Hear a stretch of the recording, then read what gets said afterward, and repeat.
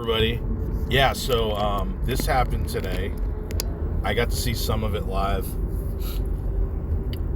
I don't really have the opportunity to make a video about all these crazy developments that have happened in this saga. Like, he went on, what show was that? Tim Pool, and that seemed as crazy as it could get, except it could have been crazier because it was interrupted.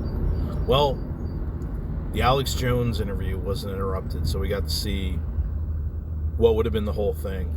And first off, it was crazy, which everyone who looks online would know that. But I don't know, I guess a lot of people on the crazy side, the anti-Semite side, are excited because someone's finally moving the ball, finally moving the Overton window. He's naming them. He's getting out there. This is it. The cat's out of the bag. So I guess this is the way they feel when they're actually able to get some of their views across. Of course, this is the most clownish way you could possibly do it. It couldn't be any more ridiculous. But I guess when you're trying to reach fellow ridiculous people, maybe it doesn't matter as much. I don't know.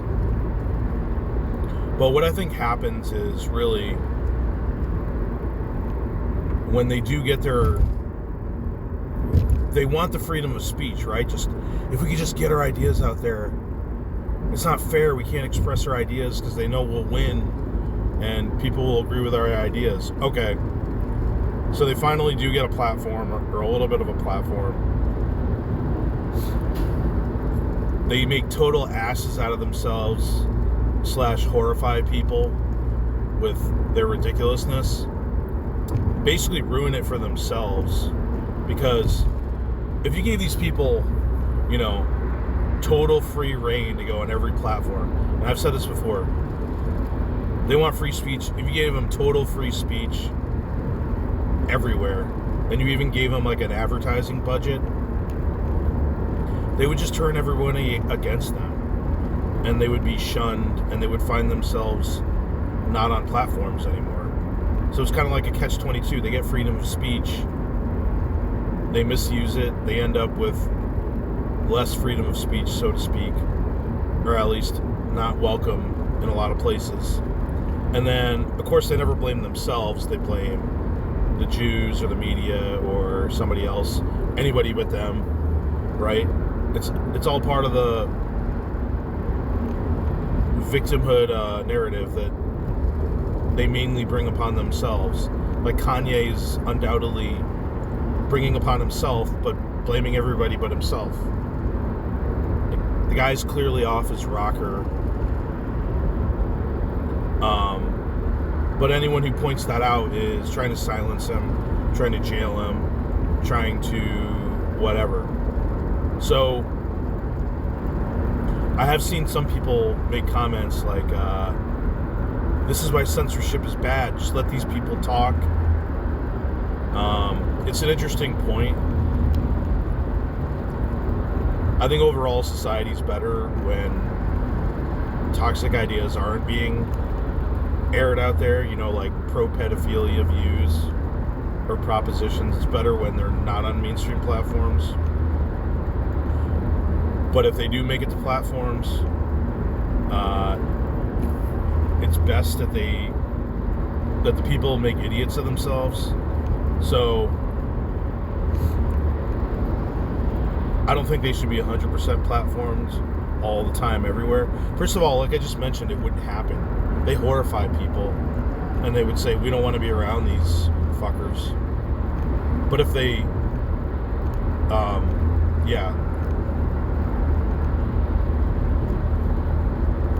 and I think it's a good thing, the trash is swept aside, and that's what happens with these people, or pedo advocates, or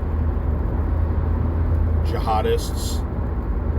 People are horrified by what they say and do, and they're swept aside. And it's not that they're silenced, it's that people are repulsed by them and don't want to hear their views. And you can see why with this Kanye interview. But anyway, it was high. I didn't watch the whole thing. It was really long.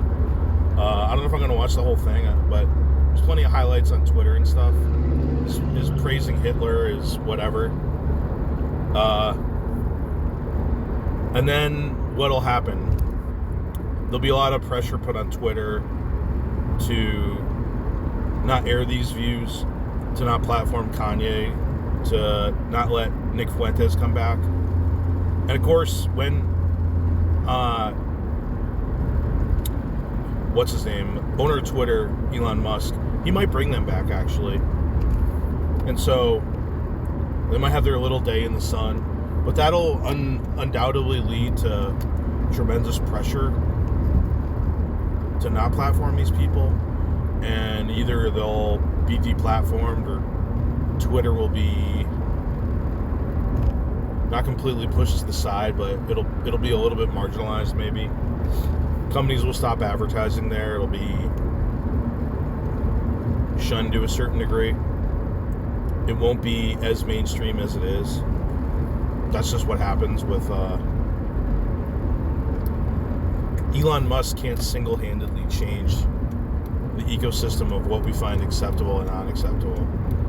So if he does hold the line, I guess, in his design to just let everybody go on there, that's what will happen. But these people will ruin themselves.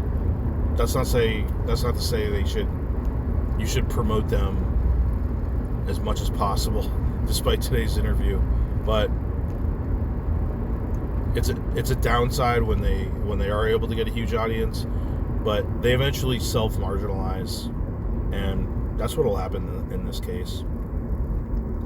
The negative externality is they're reaching a large group of people. So amongst the people who are less perceptive, some of them will take these ideas to heart, and that's what Jonathan Greenblatt and the ADL types, that's what they're against, and I can see their point, really. But I don't know. Me personally, I'm not worried about it like some people are worried. And like, I enjoy this fight against people that hate us or vilify us. I think you got to enjoy the fight, because your enemies enjoy the fight. So when I see them gloating about what they're trying to do to us or our misery, you got to enjoy the fight, because they're enjoying it, and they're fighting against you. So you got to enjoy the fight. You got to laugh when it blows up in their faces. And they only have two modes, right? It's gloating about winning and inevitable victory, or whining about being the biggest victims in the world. Like, it's pathetic. So, and they try to project that onto us. They say that's what we're doing. But anyway, you got to be confident in what will eventually happen, the inevitable. These people will self-marginalize themselves, and they'll cry about it, like Kanye's done. That's pretty much what always happens. Even in World War II, when they achieved incredible victory, like, they basically conquered Europe and had it in their hands, and they managed to fuck that up by